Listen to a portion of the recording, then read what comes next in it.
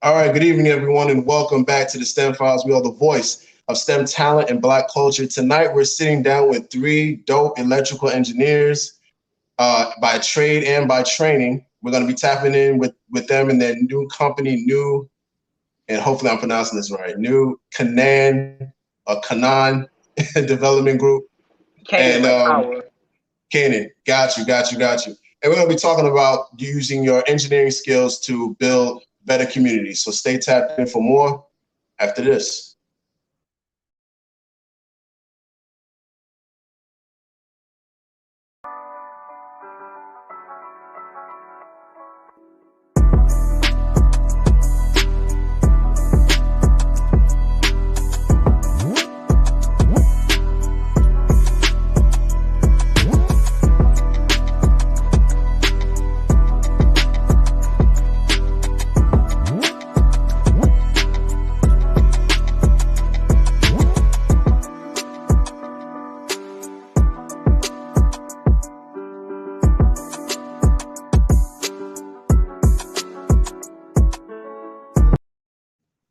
All right, once again, good evening, everyone, and welcome back to the STEM Files. We are the voice of STEM talent and Black culture. We highlight the best and the brightest in science and technology in the Black and Brown communities. Tonight, once again, we're sitting down with three amazing electrical engineers. These are FOI, these are nation babies.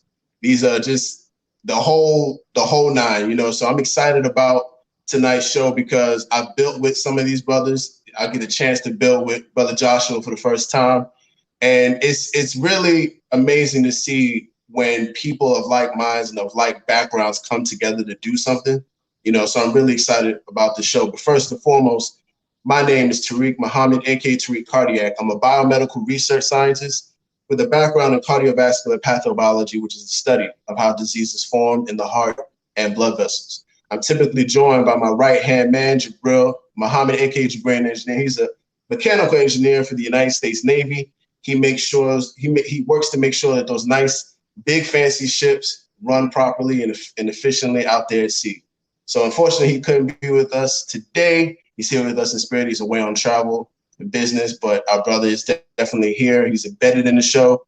So I'm not alone. Just know that I'm not alone. You may see me alone, but I'm not alone. All right, family. So tonight, once again, three amazing engineers. We're going to go around the screen to introduce everybody, see, what their background is, how they got involved in engineering, and so forth. So we're going to start with the STEM Files veteran. He's been on the show for about, I think this is his fourth time now being on the STEM Files. Brother Shahid, how you doing, sir? Yes, sir. I'm doing well by the grace of Allah. Brother Tariq, how about yourself? Doing well by the same grace and mercy, beloved. Yes, sir. So just a little quick background on me. I am an electrical engineer, as you said, by trade and by academics. Graduated in 2016 from Morgan State University with a degree in electrical engineering with a concentration in power and energy. And I'm currently working in the on the electrical grid, working in power distribution. So as you can see, I titled my name Shahid the Scientist because even though I'm an engineer by trade, I'm a scientist at heart in the sense that I kind of have a broad stroke in different fields of science and engineering and technology. So I'll leave it at that. Excellent. Well, we definitely look forward to the show. And it's when someone is not talking, make sure your backgrounds are muted, okay? Because we're getting a lot of feedback for some reason. All right, so next up is also a STEM Files vet. He's been on the show once before. I remember when he was on the show, we were making fun of his last name Mufasa because it was just amazing to see that, and we marketed that episode as Jabari Mufasa. So welcome back to the platform, Mr. Mufasa. I know Scar ain't out there, waiting for you or nothing, but welcome back to the platform. Yes, sir. Appreciate it, bro. Absolutely. I'm glad to be back here. Really. Excellent. Yes, sir. So, my social media handle, Jabari Mufasa. That's actually my middle name, but I'm currently at Oklahoma City right now. Training and education is electrical engineering and automation. Pretty much just really linked up with these three brothers in college while I was at Tuskegee University. And we, with the teachings and the economic blueprint of Elijah Muhammad, we wanted to come together and make that a reality. We felt that he's talking to us, right? So we try to internalize that, and that's what we're here doing today. So really hoping to, make that impactful change. Excellent, excellent. All right, so next up is Brother Joshua, who's also an electrical engineer. Tell us about yourself, bro. Welcome to the STEM Files for the first time. Thank you. Assalamu alaikum. First off, excuse my background. I'm in the one quiet space in the airport. I have a flight right after this. With that being said, I'm Joshua Muhammad. I'm an electrical engineer based out of Houston, Texas. I went to the Prairie View A&M University.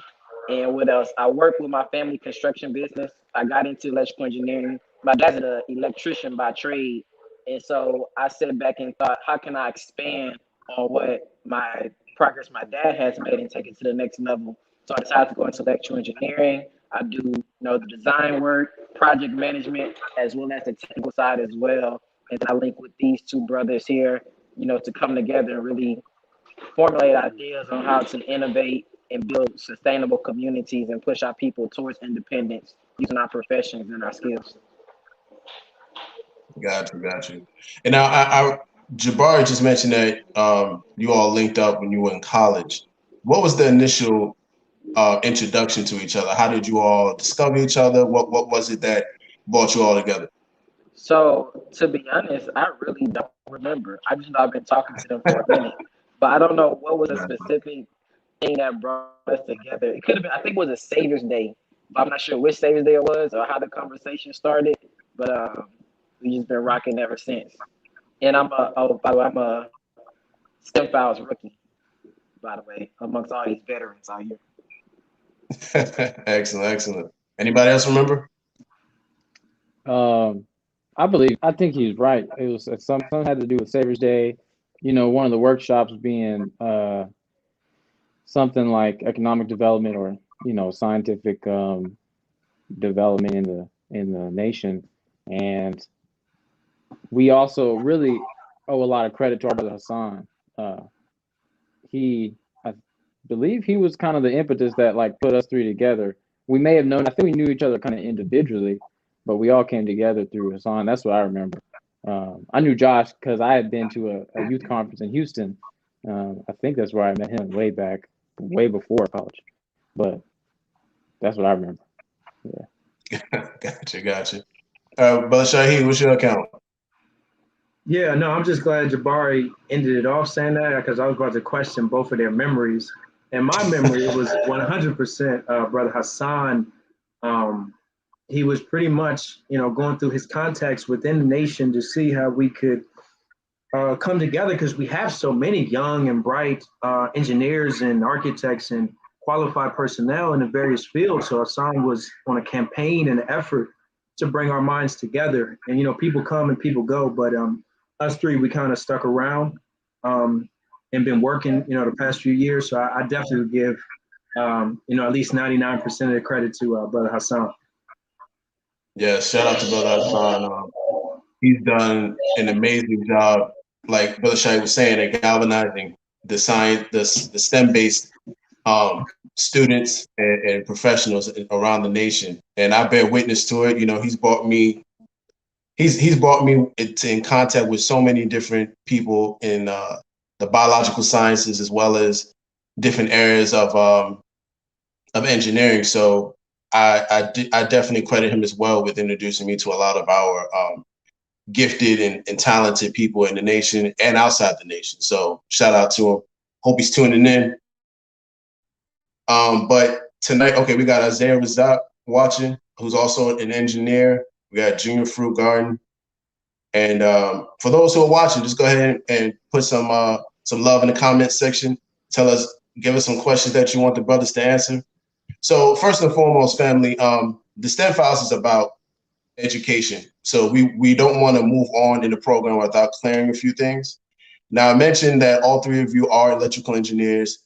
Your backgrounds are pretty much the same. What exactly is electrical engineering, and how do you see this being used to build a nation?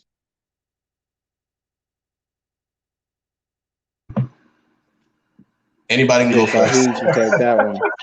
But Okay. Yes, sir. I'll do it. I'll be Well, honest. I think Shahid, yeah, you got that, brother.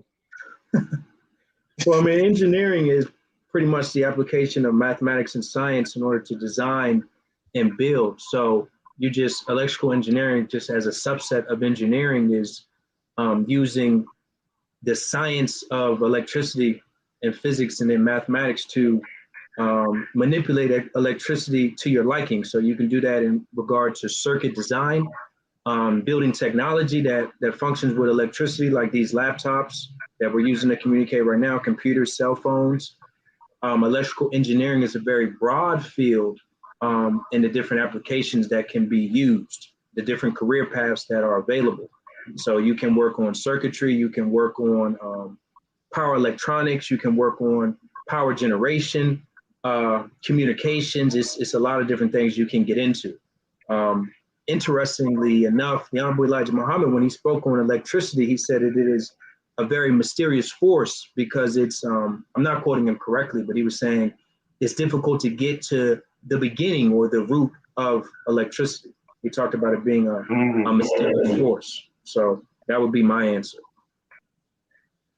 Got it. Brother Joshua, what about you? Matter of fact, I want to put a spin on this. I want to know everybody's take or understanding of electrical engineering, and then why each of you went into the area of electrical engineering that you went into.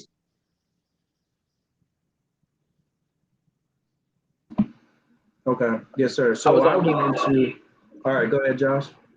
Yeah, he took actually the last part I was thinking when he said about how the Christ, the most honorable Elijah Muhammad, said that electricity is a mysterious force in the universe. I believe he said one of the most mysterious forces, but I could be quoting him wrong, so I want to co-sign that. But the manipulation of that, when you think about how creation started with a spark in the darkness, and that was electricity moving. And when you break things down and when you go to the nuclear level of atoms, that electricity is that pull, that magnetic pull between the different parts is just so everything ties in, and we get to manipulate that using math and science. And so in there is you're literally manipulating the forces of creation when you think about it. And just on a large level, whether it's circuitry, whether you're running power lines or whether you're small electronics, you're literally manipulating this mysterious force to bend it to your will and do to your liking. So that's my take on it. Got it. But Jabari, what about you? Yeah, they summed it up really well. I mean, that's how I've always thought of it, as being a force that use a conductor in order to manipulate. It's always there, even though you can't see it or whatever, which is why it's mysterious. The teaching of the Honorable Elijah Muhammad, when he talks about the spark in the darkness and the presence of water is what created motion. Like those root teachings really is what made me say when I was maybe in like high school, I was like, this is what I want to study, because if this is what I'm going to make my whole career and a great portion of my life, I want it to be about discovering more about this mysterious force. And yeah, I definitely agree. I mean, you're just manipulating this force in order to achieve a certain end, and that's why it's such a broad field, because literally anything that has to do with electricity at some point took electrical engineering to build. Got it. Can I add to my answer as well? Brother Jabari made me also think about something. Is that one of the laws of electricity is that it takes the path of least resistance. But when you also look at human beings, we tend to also take the path of least resistance as well. So just the same way you can manipulate electricity to get a certain outcome, you can also socially engineer human beings either for destructive purposes or for constructive purposes, because we know our tendencies And if you can design, in a sense, circuits to produce whatever you want to produce. And so it's that correlation of how electricity is based in our creation is one thing to manipulate electricity, but you can also design and socially engineer people as well. What are some but Shay, go ahead. Oh, yes, sir. I was just thinking further that the Honorable Elijah Muhammad was so successful in his redemption of a people who were totally destroyed because he gave us root knowledge. He always went to the root. And therefore, we didn't have to worry about anything that was a derivative when we understood the origin of something. So all the different fields of science, electrical engineering, I think is one of the root fields of science in general, I should say, because, well, the study of electricity, because if you think about biology, right? Biology is systematic chemistry, but really when you study chemistry, for the most part, you're studying how different elements interact, but those are all via electrical interactions, right? So how does water is H2O, how is the hydrogen bonded to the oxygen? It has to do with the electrons in the orbit, right? Because the proton, the nucleus is just the protons and the neutrons, which don't really interact unless you're talking about nuclear fusion. So electricity, that's why he said that is such a mysterious force, and you got to struggle to get to the root of it, because it's the basis of really the entire world around us is electrical interactions.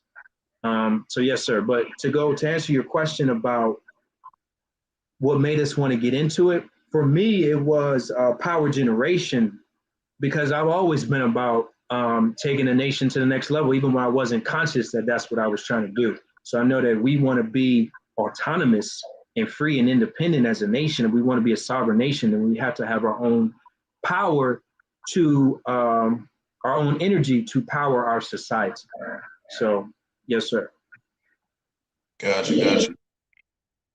But Jabari, what about you? Like, what was it about electrical engineering that made you want to do what you choose the field itself, and then in turn be an educator in that field? Because that is one thing to learn engineering, and then it's another thing to teach it. So what got you on the path that you're on now? Right. That's funny. I wanted to go into power engineering too. And actually, back up a little bit. Before I chose my major at Tuskegee, I was going to be in aerospace because I loved cars and I wanted to work at like a high level car manufacturer like Lamborghini or something like that, right? Then I learned that most people who would, at least at that college, go through, or that university, excuse me, through aerospace, end up working for the military. And nothing against anybody in the military or works there. I have great respect for those people. I didn't obviously agree with the institution, and Right. I didn't want to be involved in, like, possibly doing something I didn't agree with. So went to electrical, and then I wanted to go into power for the exact same reason Bro Shahid just said. I mean, I feel like it's so important to have power. Nowadays it's almost like food, clothing, shelter, to some extent. So that's how I felt, and I'm kind of, I guess, I'm pretty bought in it right now, because currently I'm working in automation, and that is where really I feel like I have a passion, because you have to use a lot of logic, and I grew up playing chess. My dad introduced me to chess real young, and I love thinking about how can I make this happen several steps ahead, the way I want it to work and things like that. And so being able to design that process is really fulfilling. And so that's pretty much where I'm at now. It's been a continuous journey, kind of trying to find where in electrical engineering I wanted to land, but I think I have landed there now. And on top of that, I want to be involved in doing things to remove people from dangerous situations that they don't have to do because they've got, because it's automated. So.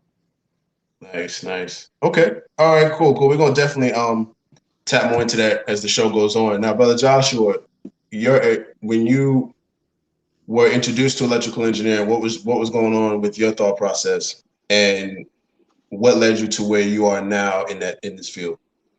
So going back to a point I made before, that my dad is actually an electrician. So I always Mhm. wanted to understand, it's one thing to install something, it's another thing to design something to build Right, the something. development. So I always Right, wanted to understand, the method behind that, and already having that background, because I knew about voltage, I knew about resistance. I just didn't know the higher science and mathematics in there. And I said, okay, I can definitely learn this and then use this with the practical knowledge of, because you have a lot of people that can design something, but the same people that can design something might necessarily be able to put it together, right? So I want to be able to design it and put it together, and it just makes me so well rounded when it comes to that. And then even going back to one of my interests, all of my interests have been in power distribution and generation, because when you think about it, that's also where it ties into agriculture, because you have to have some type of natural resource, and literally that's value added agriculture. I'm taking this resource, I'm putting it together and within the system to where now it generates a product or power. And so it right. was it was in a sense already having a background in electrical work, and then also seeing how I can use this to tie into agriculture, which is the one of the top professions, or the top profession that the minister always speaks of. Got it, got it. Y'all are doing a phenomenal job explaining what you do in engineering. Because we all know that the STEM fields are the hardest fields to get across to the layperson.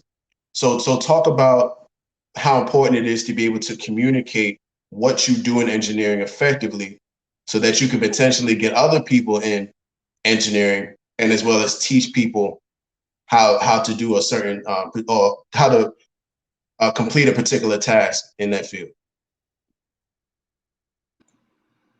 Yes, sir. I think that's critically important. I think Einstein is famous for saying that something along the lines that, when you really have mastery over a subject, you can explain it very simply.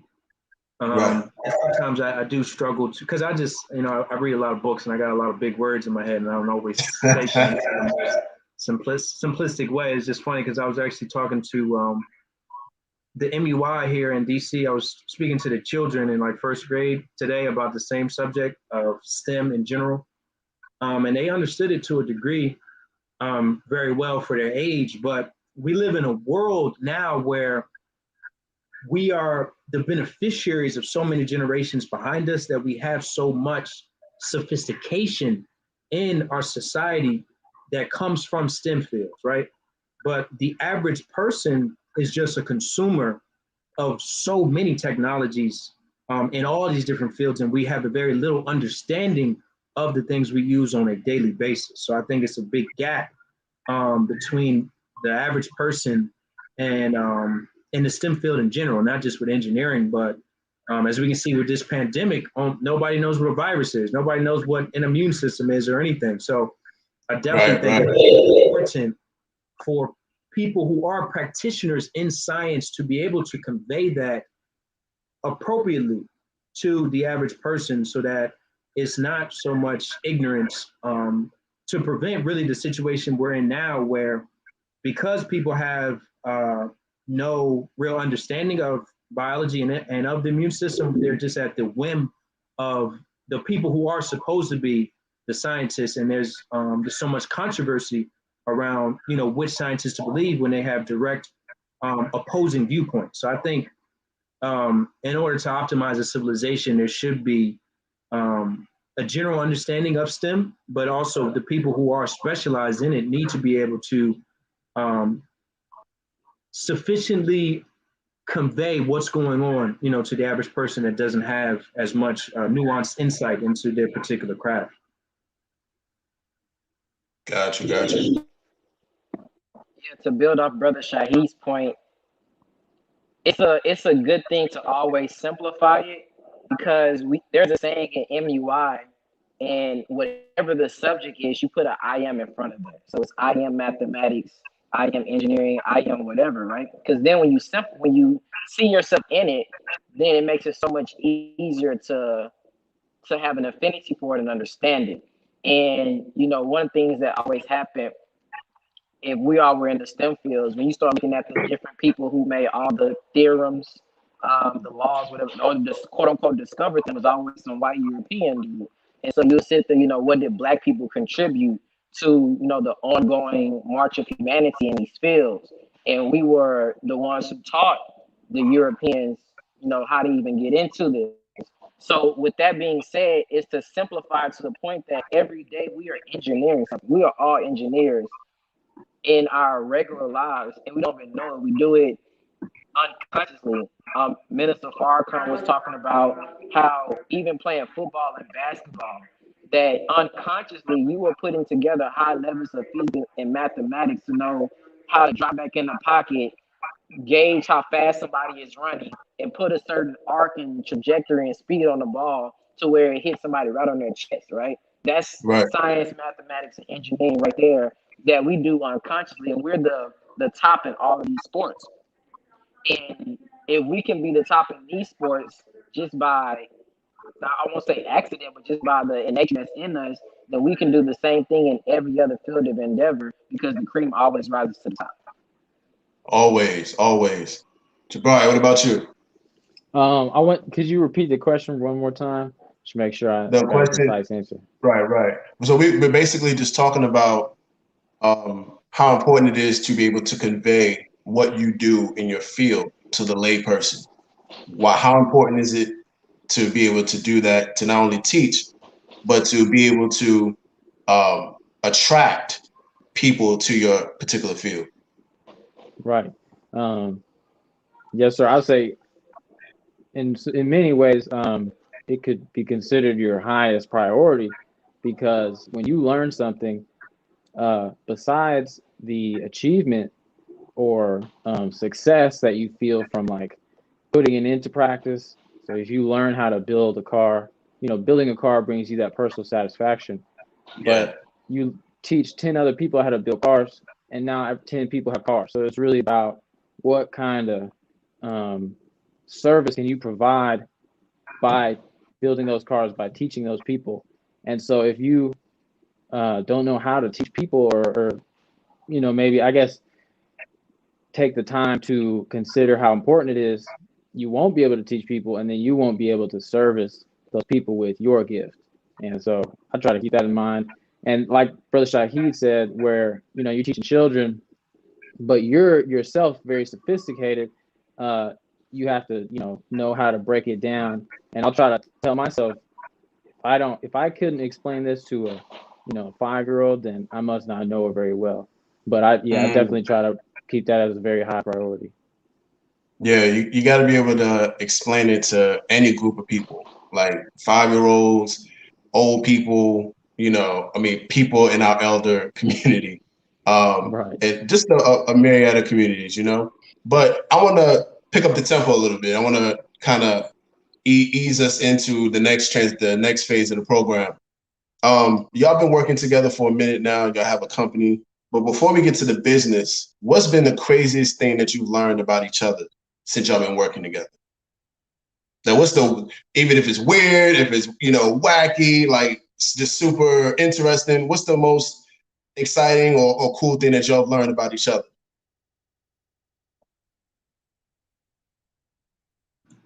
Go ahead, Don't be shy. Brother Josh. Go ahead and lead us It's a good off. question. You said lead you forward. What's the wackiest thing that No, I've just anything. Oh, the coolest thing. I really don't know. That's a good question. Oh, he faded out. I give it time to think about what it is. Oh, that's a good question. You start 200 bar. What about you? Yeah, What you got, brother Shay?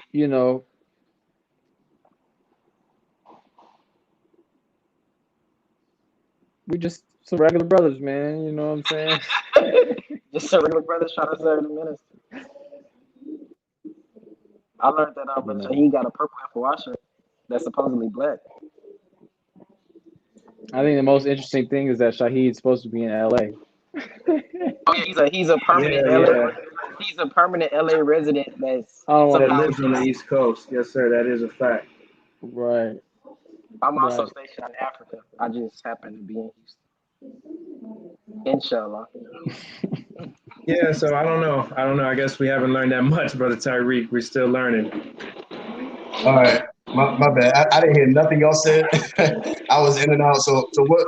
Who's the first person to respond? So to be honest with you, we were sitting here. Man, we all basically said the same thing. Yeah. What was that? Where it was basically, man. I mean, for as far as we know each other, my bad. For as far as we know each other, but like, well, I'll just say, I've just got a lot of respect for these brothers, really, and that's what I can feel coming from them, is we all have a great amount of respect for each other. We haven't necessarily gotten so close to where like we've, had any crazy encounters in life or whatever and shared that type of stuff. I don't know, but yeah, man. I mean, these dudes are just brilliant, and in the beginning, you just don't really know like who you're talking to, but then as you talk more, you're like, it makes you grateful to be in their presence, right? So that's what I got. And I would add to that, you kind of caught us off guard because we was in engineering mode, and then you switched to person mode, so we had to like take a step back and think. But I would say, I'll go to Brother Shaheed, is that he is so much of a visionary. I don't know if you ever seen some of the videos that he has put together when it talks about the promised land and the way he just incorporates the teachings in his profession, but also just his passion. Like I would watch some of his videos, I'm like you came up with this. Like you took, because I'll put it like this, is because we all have some of the qualities of Minister Farrakhan in us.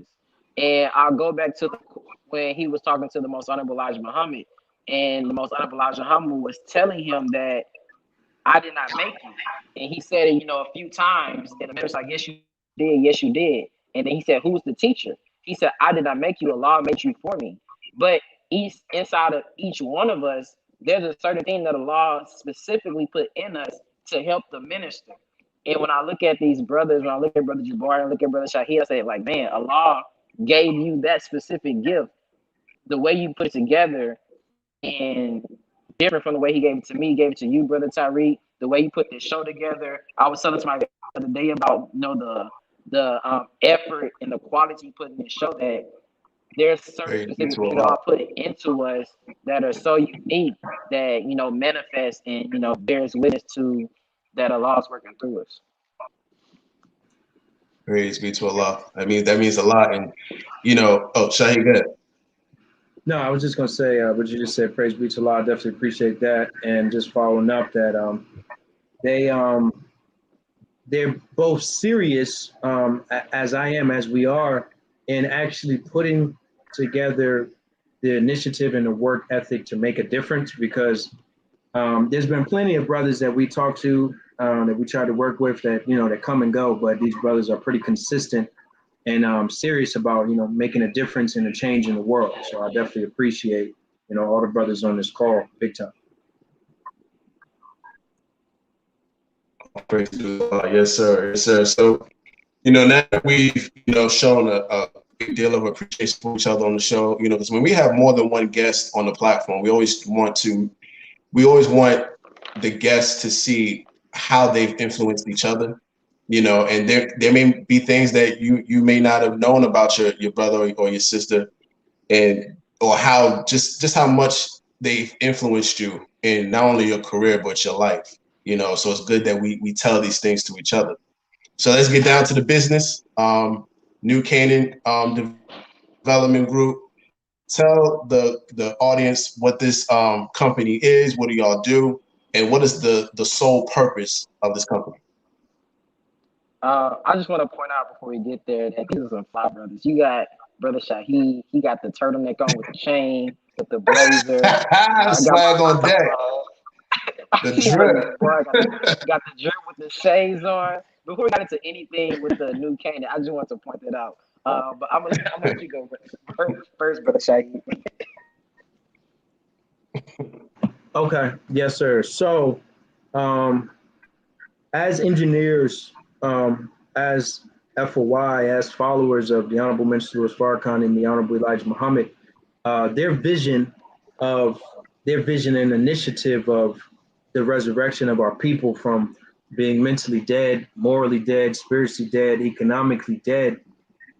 We were given a divine solution to all the ailments that we as a people collectively suffer in this country, throughout our history and our journey in this country, we were given a divine solution to that, which was our Savior came and saved us by telling us that we were the saviors of ourselves by working together. So the Honorable Elijah Muhammad, he told us that the freedom, justice, and equality that we seek, we're not going to get that in America. He told us that we have to separate and do for self. So we decided to leverage our collective experience professionally, academically, and intellectually to come together to develop a real estate development company so that we can take on the project of actually building the communities that we want to live in, and separate communities that are fully autonomous through the integration of different technology to build out the promised land. So Brother Josh came up with the name New Canaan Development Group because in the Bible, the children of Israel, when they were separated from an oppressive Pharaoh, they were separated into a land of their own, which was located in Canaan. So we want to build the that promised land out. So we want to use engineering. We want to use community development and, the processes of real estate development to build safe havens, for our people, where we have our own community that we live in, that we own, that we operate, that we design. We have our own security. We have our own agriculture. We have our own energy production. We have our own utility systems, in a place where we can be safe and we can have freedom, justice, and equality. So that's my understanding of why we came together and built out this company in this fashion. Brother Josh, that's it. Excellent. Yeah, so I would add to that. There are three different elements, arms to the New Canaan Development Group. There's, of course, New Canaan Developments, and that's providing consultation and development services for different projects, general development work. There's the New Canaan Project, which Brother Shaheed tapped on, about actually building out of the vision of a promised land and our own sustainable communities, and what does that look like, and how do you put that together, and how do you actually go about the process of doing that. And then the third is the New Canaan Network, which is really one of my favorites, because we're taught that unity will solve. You can give me the percentage. I know it's either 95 or 97, but it will solve almost all of our problems. And the purpose of the New Canaan Network is to provide strategic collaboration of the different real estate professionals, construction professionals, and design professionals all throughout the nation. Take a step back and look at the Nation of Islam specifically, but also just Black America. We have people all throughout the continental U.S. We have people in the Caribbean. We have people in Africa. We have people in London. And when you look at how some of our business is structured, you have people in Texas and Oklahoma and DC and California and Detroit that's all doing specific work. However, it's on a smaller level. So in construction, there's different levels of contractors. You have subcontractors, you have general contractors, you have prime contractors. Prime contractors are the ones that have million, billion-dollar budgets, and they'll come and build the whole thing. And then they're the ones who will come and they'll bring in different subcontractors who do small specific parts of the job, right? So if you take a step back and look, that we may have somebody in, you can pick a state, let's say Detroit, who may be a small subcontractor. But what if we united the different intellects, the knowledge bases throughout the nation, say, okay, if we want to do a prime contract in Detroit, we can uplift this one company using the resources of a network. So then, I'm in the airport, using the resources of the network, make them a prime contractor, and now we can tackle multi-million, nearly multi-billion-dollar projects. And this is how we talk to study the white man. He's successful in his affairs. He makes no excuses for his failures. That's how they do it. They come together. They pull their. That's what a development group is. It's literally real estate professionals, construction, design professionals coming together, pulling their resources, their capital, their knowledge resources, and say, okay, we're going to build this. We're going to put our money together, and then we're going to split the profits, and we're all going to be successful. And we can do that same thing. And then if you do it that way, it makes it so much easier to build the model or the promised land, because now you got ideas coming from different parts, you got resources coming from different parts. That's it makes it so much easier and quicker, as opposed to just one person or a small group of people trying to do this large scale project, when it should be all of us together. And that's the purpose of the New Canaan Network. Mm. I know that was a lot, but This is I dope. hope I simplified it enough. No, you good. You're good. I want to hear. I should have made Jabari go first, but Jabari, what's your talk My about bad, your Jabari. talk about your Nah. outlook on it. So well, before you do that, starting with Jabari, what are each of your responsibilities in the company? What are your roles? So to a great extent, Josh is really been like the organizer of course, like the website and the page, and this was his I won't say brainchild. We knew what we wanted to do, but he was the one that said, okay, like this is what we need to do, is real estate development pretty much. And then we kind of built off that. So in my role personally, and by the way, he pretty much summed everything up pretty well. My role is building out that network, and just bringing my expertise, man, and my knowledge, because currently I'm involved in real estate on the lower level, of course, of where people just invest, flipping houses and things like that, and property management. However, I'm just increasing my knowledge to put into the company, and then really expand that network, man. That's a major part of the company, is getting the network together, because we're smart enough to know that we don't have all the expertise, and we know the expertise is out there, and we want to bring it to one central location, and then use it and utilize it the best way we can. So that's what I got. Excellent. Shahid, what's your responsibility in the company, man? What you because I know with the things that you have going on and the way you present things, I'm sure your responsibility is very great. Well, to be honest, I don't think we, and where we are right now, we're all kind of working together. Um, I would say in all three aspects that Josh was mentioning, in terms of structuring it now. But one of the key aspects right now is the population of the database within the network. So that's when I was talking to you before about this, is that's really where, Josh said it very well. That's where the strength comes from, because in order to build really the community that we want, that has autonomy on different levels, that comes from the fluid integration of different subject matter experts in their particular field. So, yeah, we all are working together in every aspect, but we all bring different things and different backgrounds to the table that all works together. So, like right now, Josh is actually working in construction. Brother Jabari is working in automation, and he's about to.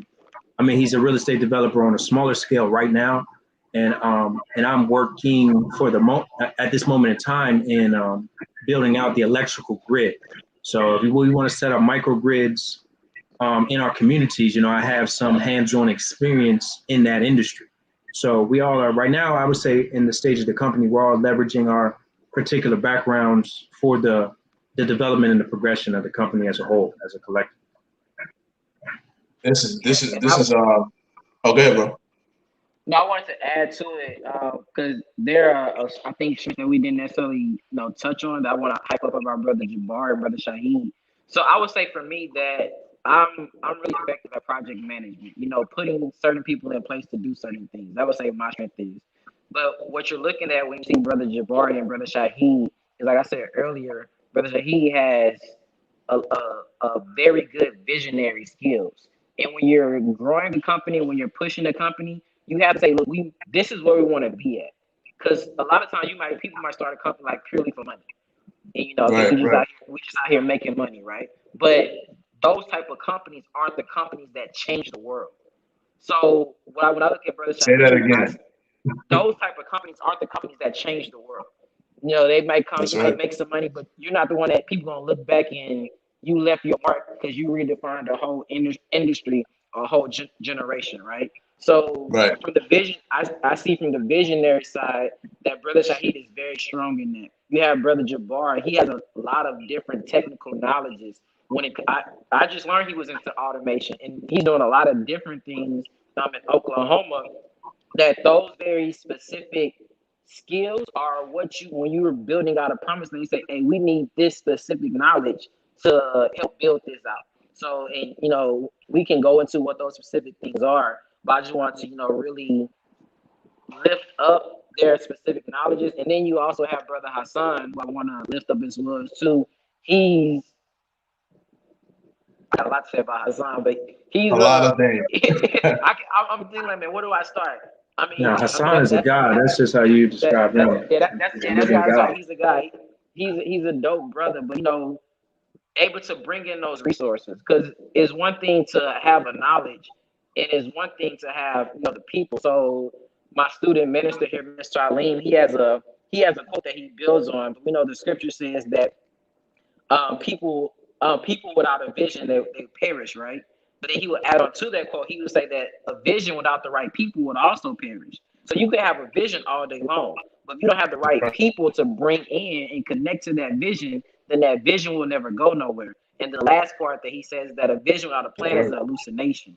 So now, even if you have that vision, if you don't know how to plan it out step by step, or you don't know what planning is to start with the end in mind and then work your way back, then you really don't have, you just out there dreaming. So we all have different strengths from myself, Brother Shahid, Brother Jabari, Brother Hassan.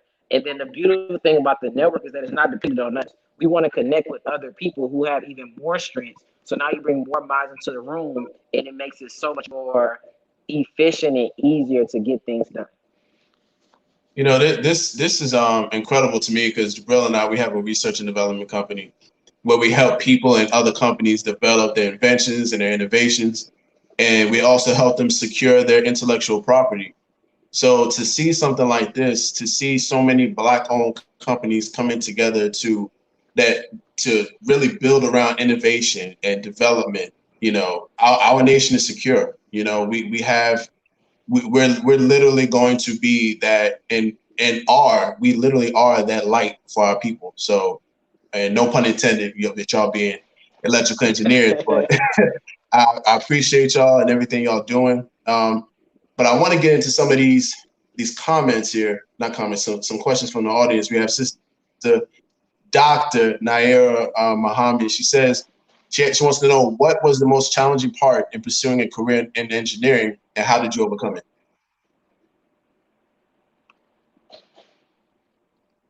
I want to start Jabari. Jabari. Yeah. I think I got an answer. Well, to be honest, I mean, so far, you know, because remember, we just graduated college, right? And I think the hardest part is it's almost, I won't say it's like being a doctor, but in the way that a doctor has a set period of time where they have to be in one place doing the same thing in order to get where they're going. You can't become a medical doctor in the United States, go into medical school for 2 years at this university and then take a, you know, it has to be like straight linear. That's the hardest. Right. That's been the hardest thing in pursuing my career is that, you know, trying to find a place where I can be that is both fulfilling and also will pay the bills, but also I'll be able to learn enough to build as an engineer and then stay there for long enough, you know, to get what I feel like I need to get. That's the hardest part. And I feel like that's the really big honestly, three, right? Yeah, literally. And that's honestly one of an impetus for me to do what we're doing now, because now somebody who's coming straight out of university who doesn't want to go work for Boeing or Lockheed or Northrop Grumman, they have a place where they're like, oh, I can go apply my knowledge and skills and build towards getting my you know, fundamentals of engineering and professional engineering certification with some brothers, like some people that are really building and really trying to service the community. It's not, you know, it's not super corporate. that's where I want to be. So I wish that was available when I came out of school. And so I would say that would be the hardest part, is just finding a place to get into, so. Gotcha. Oh, it's my turn now. I would say the one of the most challenging parts of pursuing the career is I've had to do, I would say, more learning about my profession after I graduated. It was one thing to be in school and get that technical knowledge, but being in the field I'm in and how I'm doing it in the entrepreneurship way, it's been so much learning that I had to do, not just how to be an engineer, but how to run a company, how to manage people, all the different things that go into that. I had to learn how to estimate myself when it comes to job. I had to teach myself different project management. I had to teach myself how to use certain CAD programs that I didn't learn in school. Because in school, they're literally teaching you. Literally, the first thing that one of my professors told me in my intro to engineering class is that when you graduate, you're gonna start off at 70K. That's the first thing he said. So the mindset was, how can you graduate and go get a job? They weren't preparing people to go out and build companies and build the promised land. They weren't preparing students to do that. So now, after I graduated, and then even linking with these brothers, it's been countless ideas before we finally got to do Canaan Development Group. Like, you would go through our group chats and see how many ideas we put together, how many conversations we had, how many people we met with, how many things we had to come together in science on to get to this point. That whole learning process, like, that's one of the most, I wouldn't say even challenging, most rewarding processes when it comes to doing this. And I mean, I'm grateful to be a part of it. And I would say anybody that's looking to do any type of visionary path is that learning after school, like, take that and run with it and, be creative with it. Beautiful. Shaheed, what you got? Yes, sir. No, I was trying to bear witness to what Josh was saying. That we definitely, man, we done been through some stuff, man. Yeah, we done been through some stuff. But for me, the most challenging part about engineering as a career is not the field itself. Like, I mean, me personally, I like math. I was good at math in college. I only got a B in one math course, which was differential equations, and that's embarrassing. I don't want to talk about that.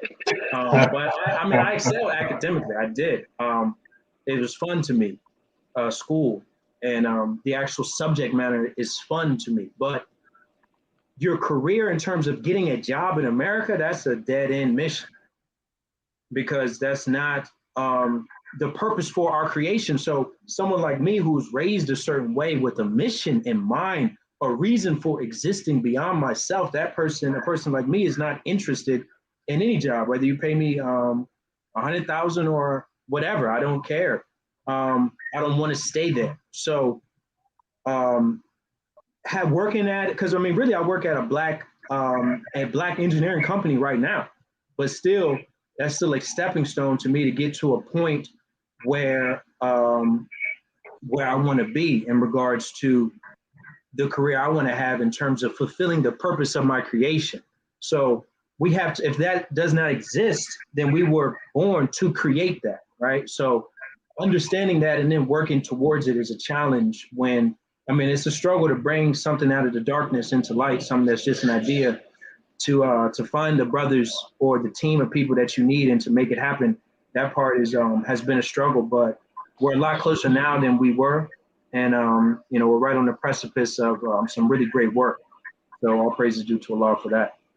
Praise be to Allah. And I want to say, just bear witnessing to, how ideas come and go. Jabril and I, we've been at this since 2015, and we've had a lot of people on our team. We've had a lot of ideas come in and out of the cipher, and we spent a lot of time developing the concept of Original Man Scientific, and we don't regret the process. We don't regret the journey or the different the hard decisions that it took to get to where we are now. And we've built something that we have been able to use to help people in so many different ways. So when you see the fulfillment, all the the process of going through, changes and ideas, all of that is worth it because you see your vision and your system helping people and doing everything that you wanted it to do. So I respect y'all on so many different levels. And shout out to Dr. Mariam in the comment section. She's blowing it up. I don't know if you saw the Shaheed, but the fact that you still remember the class that you got to be in, man, is incredible. And I'm just trying to imagine you even being embarrassed about anything really, because you have such a strong confidence about yourself and anything that you do. So, but yeah, that comment is real, man. I don't know how you remember that. I don't even remember. No, I don't remember none of that. And I don't want to remember none of that. I didn't. In high school, really, high school was like, and anything pretty much before college was something that I just took as a stepping stone. I didn't want to be in high school. I wanted to be where the doctors were and helping patients and doing what they were doing, to the point where my teachers would get annoyed with me. And I know I'm going off on a tangent, but I just wanted to, bear witness to how you can discover your passions early on in life. You don't got to wait until you go to college or anything of that nature to find out what you're meant to do. So I appreciate Dr. Mariam in the comment section. We have another question from Sister Shania Muhammad.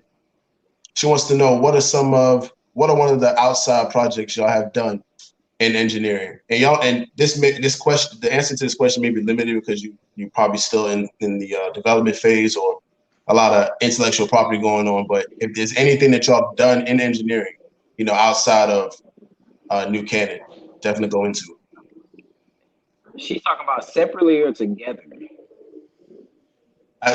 Individually, I'm assuming. And Sister Shania, go ahead and put it in the comment section if you're talking about together or. I can. I'll start individually. I would say my profession is engineering. My passion is community development, and I do a lot of that. So whether it's in Houston, I started my own profit. I do a lot of work in the communities when it comes to bringing, especially young people together to put their skills and talents together to develop their communities. Those are things I do. It's still engineering though, because you're helping to engineer people. So it's just a different level of it. That's a good question though, because like I said, I was locked into engineering mode, so I have to think outside of that. But I'll pass it to either Brother Jabbar or the Brother Shaheed, and they can tap on that too. I think Brother Shaheed has the best answer for this. So I'm gonna follow Josh with my lesser than answer and get that out the way, because I really think Sister's giving us a lot of credit because there's a lot of stuff that we still have plans for right now. Like personally, I wanted to do what do you call it? Greenhouse domes. So greenhouses, but in a geodesic dome, and you build it yourself. That's currently like something that we've talked about a great deal, and it's not intellectual property. Those things have been around for decades, but that's about how a lot of stuff goes. Is that we're in the process of implementing, a lot of these side things. A lot of them include agriculture as well, and really for me, it's been less projects and more just like educating myself. Like Josh said, on just what exactly is this and what can I accomplish with it? How hard would it take to build, or how hard would it be to actually market to people to make it available for them? So yeah, I don't want to give too much away, but that's really where a lot of those other projects that aren't going to be necessarily with real estate development, it's going to be in agriculture. So yeah. I hope we're answering her question. I hope we're answering her question right as well too. But she can drop something in the chat to clarify it up. That'd be good. But I think Brother Shaheed had something prepared. He pulled up something. He was about to go in. No, Brother Shaheed is a farmer, bro. No, I mean, I have, because I had to think, that's a great question because you always got to ask that, basically, what are you doing for yourself? That's a very important question. And I have done a few projects, just as I know Jabari's doing projects around his house, making canals and whatnot when it rains. That's construction, brother. Hey, going back to the question earlier, interesting thing, Jabari is chopping down a tree with an axe, a regular axe in his backyard. That if you count that as that's self-development. I mean, if you want to say that's a project, then yeah, we do that a lot. Clearing a lot, you know what I'm saying? But yeah. Yeah, so okay, one project I have done is I made this circuit. This is probably the only electrical circuit I made since I graduated. So I did this, and then I showed it to myself, proving that I still got it. This is a solar tracker. So it has photoresistors on it, which is a resistor that the resistance value changes when light hits it. So this was for a concentrated solar power generator project. So a regular solar panel works by producing electricity when light touches it, but a concentrated solar power is basically similar to a magnifying glass where you bend the light into a focal point and it creates heat as energy. So this was the circuitry for the motor to drive it so that it would move along with the sun as the sun, moved throughout the day. Based off, the light touching these resistors, it would change the linear actuators to move the device and track, solar tracker to track the sun across the sky. So I built this circuit, and I also created some activated carbon in my backyard. I did that as well. So that's a little bit I guess you would say that's chemical engineering right there. Jabari's laughing. That fire I put up in my backyard. Hey. All right, family. We're coming up on the end of the show, and I can definitely say, like, I'm your brother. I'm in the life sciences, so the things that y'all talking about right now, I don't know nothing about, but I'm learning, and I love being around the brothers in engineering because I get a break from what I do. But I wanted to go into something we call a social media tapping. And we pretty much pull from your social media to talk about whatever's going on in that photo. It's just a chance for us to talk about something outside of, what you do in STEM. So the first one I'm gonna pull up is Brother Joshua. In this picture, he's seen with our brother, Nick Cannon. Not sure what Nick is talking about, but he looked like he's talking about something serious. But Josh, tell us what was going on in this picture. What were y'all doing?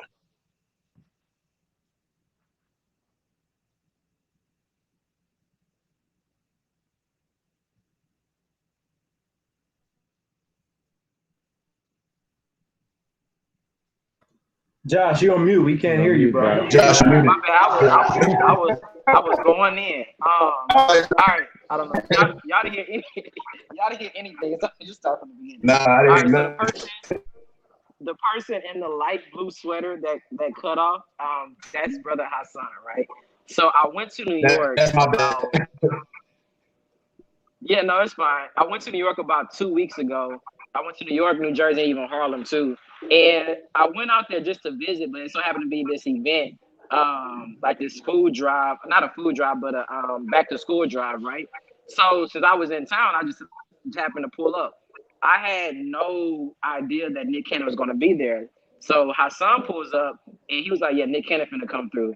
I was like, okay, cool. So I ended up, when he pulled up, Hassan just basically put me on a detail with Nick Cannon. That's pretty much what happened. Wow, I had no idea he was going to pull up. Nick Cannon pulls up and we just start, on the detail. FY training pops in.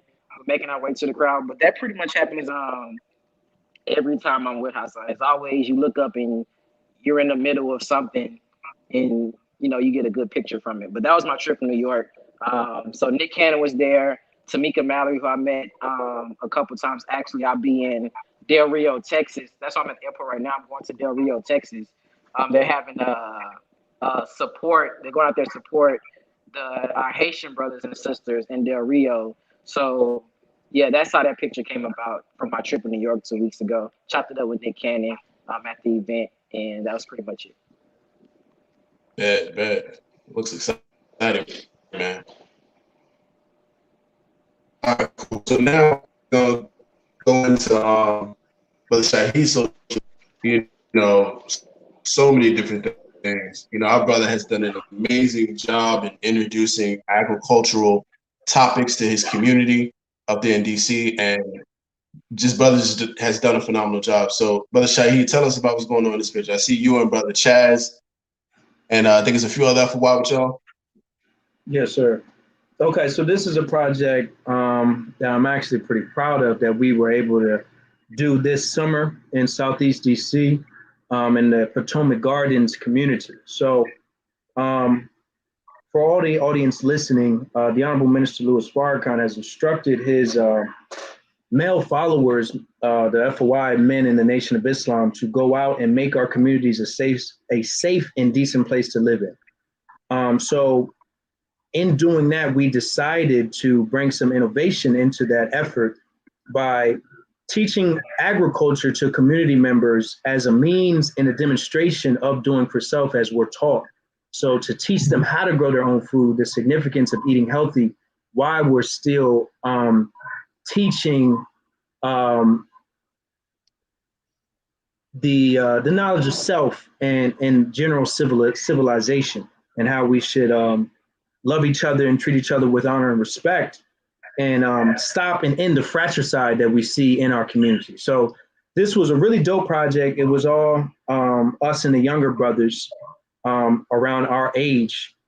We went there, we hooped with the different community members. As you can see, it's a lot of young brothers there between about 13 and 20 in this picture who were pretty receptive to what we had to say. So behind Brother Chaz and where I'm sitting down is a raised bed garden that was already there. It was vacant, nobody was using it. So we actually went there, we bought plants, we planted them, and then we came back every week, we watered them, and they eventually grew. And on my Instagram page, you can see a short, like 2-minute video of a summary of the project for the summer. So we were able to go there, plant the crops, raise them to the point in which they actually bear fruits and vegetables.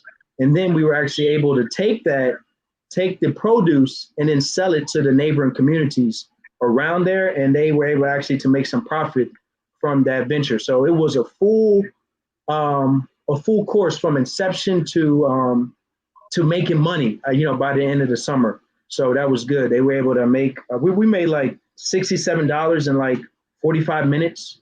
With people that are, just little children that are like 13 or and less than that.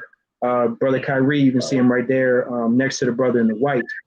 And they kept all the profits. So I was showing to them that you don't have to be a drug dealer to make money.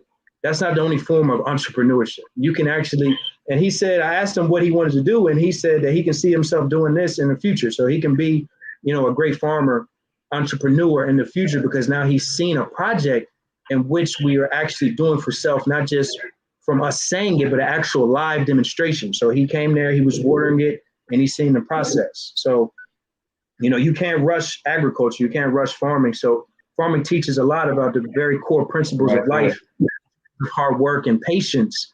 And then eventually after your labor, you bear the fruit of your labor. So this was a great project. Praise be to Allah.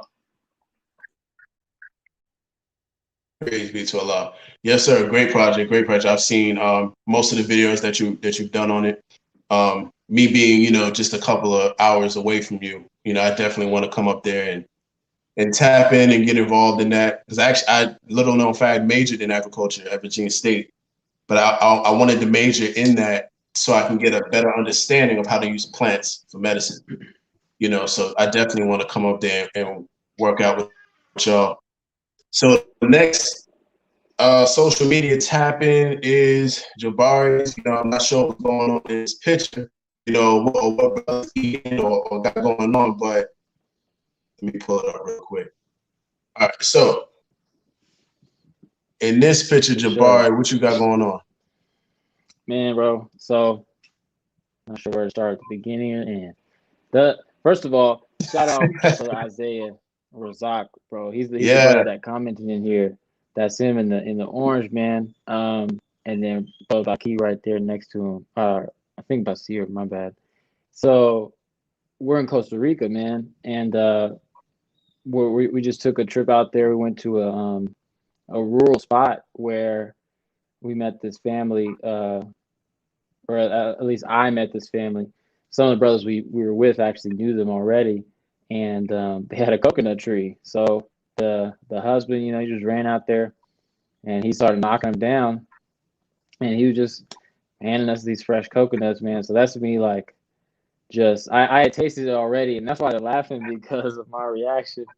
It was, I mean, it was just amazing to me that, like, you know, something so delicious and refreshing comes straight out the ground. And I had never tasted that before. Like, you know, the food in general in Costa Rica is a lot cleaner and feels more wholesome when you eat it than in America. But to just eat it directly off the tree, I don't know. It's a really, I mean, not to be, no pun intended, it's a grounding experience, you know, like, 'cause you're like, Yes, sir.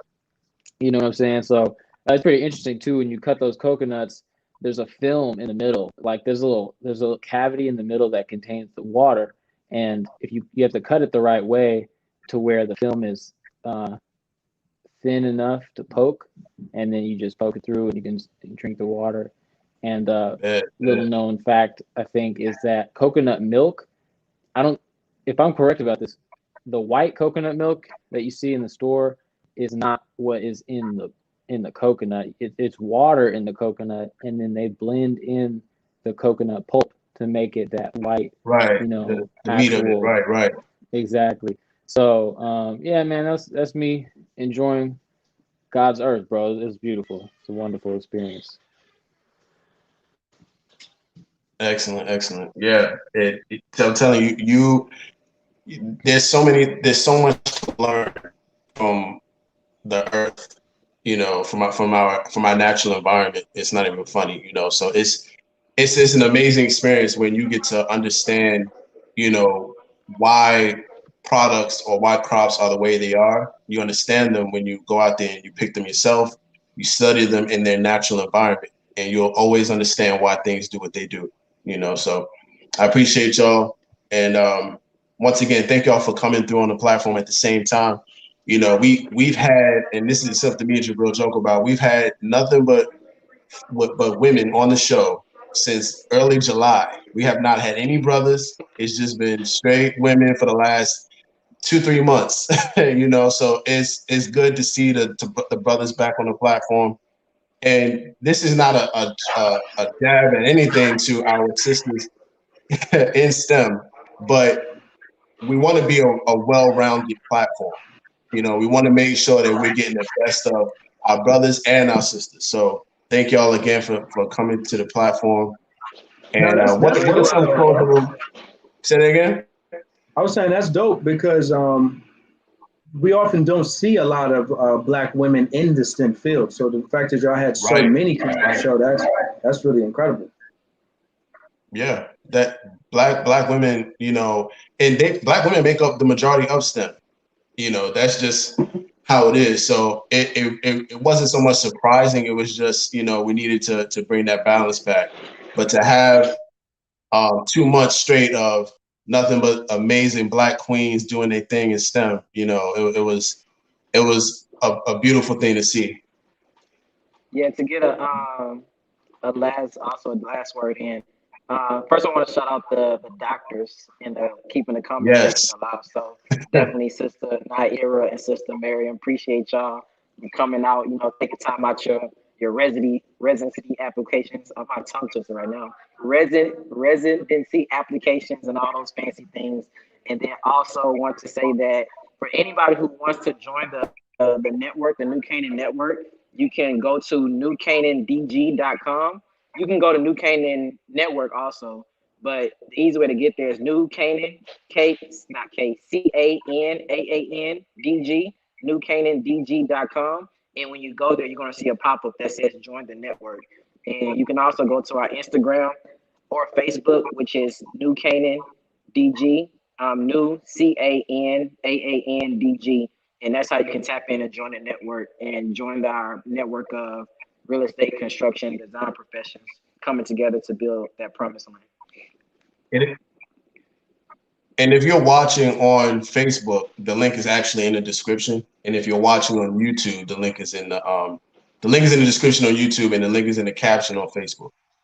So just scroll up or scroll down, however you're watching, and you can tap into their company and everything like that. And Shahid, I got your message. That's why I didn't put it down there, because we already had put it in the caption and all that. Yes, sir. All right. Thank you. Absolutely, absolutely. All right, family. So this is the end of the show. We usually try to cap it off at an hour. I'm gonna go ahead and do some quick plugins. We have the STEM Success Summit coming up in November, and this is pretty much a virtual expo, a virtual conference for STEM professionals and students to get together, to network, to build with each other, to do a variety of different things. And right now they're looking for speakers. They're looking for STEM professionals to speak or lead a workshop on healthcare and medicine for the third annual STEM Success Summit. But they have other areas of STEM that they're looking for speakers to participate in. This is November 17th through the 20th. And just go ahead and tap in right there in the website below, stemsuccesssummit.com. Great group, great team that's behind this. They call themselves the STEM Avengers. They're a very talented group of people. Most of them are Black and brown, so definitely tap in for this amazing opportunity. All right, and we also have the Final Call newspaper, which is the #1 newspaper in the world, Black-owned, #1 newspaper in the universe. And today, in this week's issue, is Sanctions, Suffering, and Death, and it really goes into the issues regarding, the CIA sabotage in Cuba, different government issues that are going on right now when it comes to our brothers and sisters outside of the United States. So tap into the latest edition of the Final Call newspaper, finalcalldigital.com. And you can also follow them on social media at the Final Call newspaper. So definitely get your copy this week, as well as follow the STEM Files on social media. If you're interested in our content, you want to stay abreast of what we do and every guest that we have on every Thursday, definitely tap in at the STEM Files on Instagram and Twitter, and the STEM Files on Facebook and YouTube. Tariq Cardiac, Jabrain Engineer. Family, what are some closing remarks you guys want to leave the audience with? Words of inspiration, some things that the audience can take with them to, better their careers or whatever they got going on.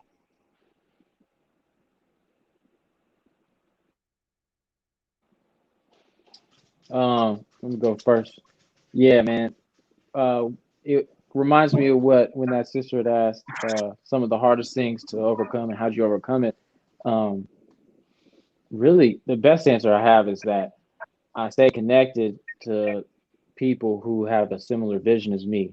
And we're blessed to be in the nation, because when you're in the nation and you have that teaching, or even if you didn't grow up in it, but especially if you grew up in it and you're familiar with it, no matter what you're involved in,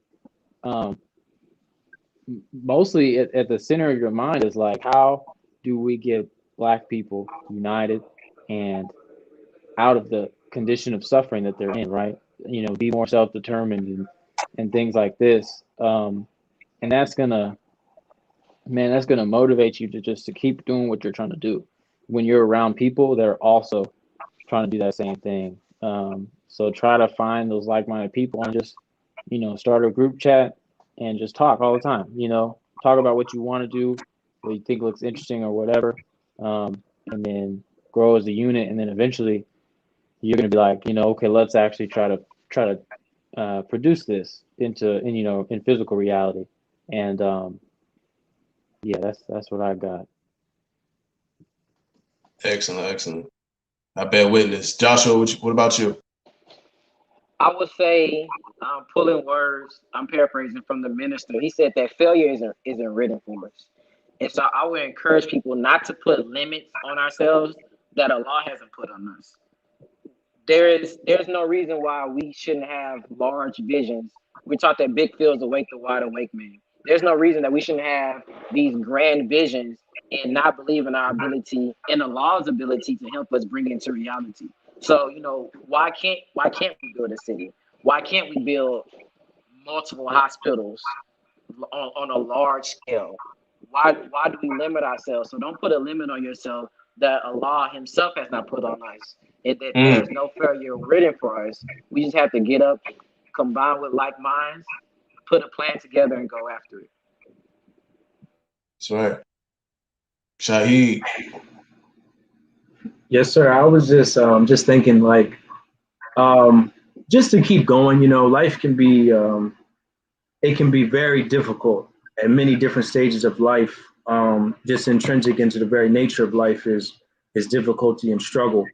But the Honorable Minister Louis Farrakhan, one thing he said was that you can't call yourself a sailor unless you can navigate through a storm, right? So just because we run into difficulties in different storms in our lives from the mistakes that we made, from the decisions that we made, doesn't mean that we have to quit.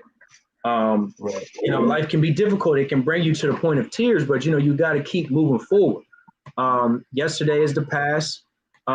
We all have past. We all have things that hurt us or mistakes and losses that we take, but you get over that and you move forward and you can accomplish what you will. So just to keep moving forward, because I know we're really living in a very rough time period for everybody. And people often, it's a lot of cap. I think people are kind of fake generally, and they don't talk about the difficulties that they go through. But I know everybody's kind of going through a lot of difficulties. So just know that you're not alone in that, and just be strong and know that you're a winner, and just have that mentality of a conqueror, that you're going to get through the difficult situation and circumstance that you're in. And Allah's with you, so you can't lose. Just be the best version of yourself, do the things the right way, and keep moving forward. Absolutely. Yes. I just want to say first again, family, thank y'all so much for coming on the show tonight. This has been a much needed conversation in the STEM community and just in our nation in general. We need to hear this type of dialogue. We need to hear this type of networking and building with each other. So thank y'all again. Next week's guest is actually, I'm gonna leave that as a surprise. Next week's guest is very very influential in the STEM community. Matter of fact, influential in all our communities in general. So definitely stay tuned and stay tapped in on our social media to see who our next guest is going to be. But for those who are watching, once again, this has been another edition of the STEM Files, where we highlight the best and brightest in science, technology, engineering, and mathematics in the Black and Brown community. I'm your host, Tariq Cardiac. We have Shaheed the scientist, Joshua Muhammad, Jabari. This has been the STEM Files. Peace.